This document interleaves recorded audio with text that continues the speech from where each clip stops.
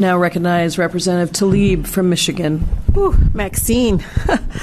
Of course, you've been thanked a lot, but I want you to know many family members can't be here. You know the retaliation for anybody to speak up. I don't care if it's National Guard, anywhere in our military. So just know there's a lot of people behind you, and you're here giving them a voice when they're feeling paralyzed and just full of fear.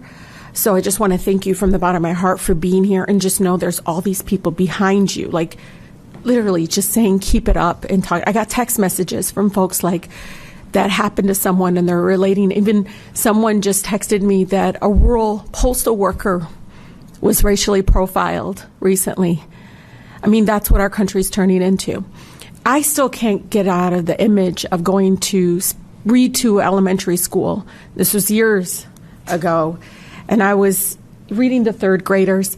And I remember coming in, and you always kind of come in and get those little chairs, and you're sitting there waiting for them to come and get you to take you to class. And I just remember seeing this little girl. Her hair was so just long. I just kept thinking, God, that would be so hard in the mornings to untangle that hair. When she turned, she was crying. And I don't know, there's something. And I had to ask, is everything okay? Is somebody, bullying her? Like, what's going on? She had gone to her home, and her parents were gone. And the neighbors told her that, I don't like picked up. They were kidnapped. They were taken, again, many times I've seen it as an immigration attorney. No warrant, no real authorization. And so, Director Gupta, I want people to understand how broken and inhumane, as we continue to fight in courts, winning some, bringing at least some into attention. The new policy on expedited removal is destroying our due process. Talk a little bit about that. I want the American people to understand they're moving them before we can even get to them as legal representatives. They're moving them so quickly, so fast, that we're not able to at least get before a judge to fight on their behalf.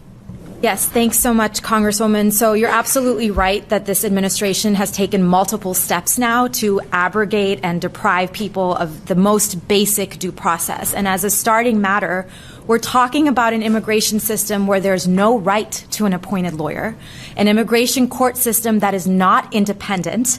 Immigration judges report to the same president as the prosecuting attorney. It is already a system that doles out punitive, destructive consequences like deportation and detention without high levels of due process. So we're already starting from a lower level of due process. And this administration is taking that to an all-time new low. And the reason that they're doing that, including using expedited removal, is because it is, again, back to their efforts of deporting as many people as possible, arresting people to meet their daily goals. Due process is a barrier for them to meet those goals, to meet those targets. Diplomatic barriers, due process, and processing. Director Gupta, when I heard about the staging locations, yes. I don't like that we call them this, because I think when people are listening right now, they don't know what that means. It's literally right before they put them on the plane. They're putting them on concrete flooring. No one knows that got moved. We have no idea. The database, where you go locator or whatever the heck, you know what I'm talking about, Chelsea? That thing was always down. When I was looking for someone, I had a family 12 days. I could not find them because guess what? When Border Patrol they couldn't find any beds. They couldn't find any place to take them. For 12 days, they were at an office building on the floor with 3 kids. And when I found out about it and went there, they were like, sorry, but ICE needs it. And then I said, why couldn't I find our family members? Why couldn't I? Because they are our family members. Why couldn't I find them? Well, Border Patrol, and we got to fix this, Pramila. Border Patrol doesn't have access to that system, right, Director Gupta? So they are kidnapped and disappeared. We have no idea where the hell they are. And so I want to talk, it's so inhumane because there's such a shock and a fear, and you can't find them and you don't know how to get to them. And I just really hope people understand to take a deep dive into that. And Lynch, I want to tell you, in the 80s and 90s, it worked to talk about the economic impact. It did. And it's important. I get it. of course we use that because it was about the moral human family issue and community issue for us, but they don't care about that anymore. It is about the cruelty. And that's why we have to do a shadow hearing. Chair Jayapal has to do a shadow hearing because they don't want to talk about it on the official side of Congress. But we're going to continue to expose them. And, Pramila knows that. I'm not going to wait 10 years, 11 years, and everybody would be against it. Oh, it was terrible we did that at that time. Well, guess what?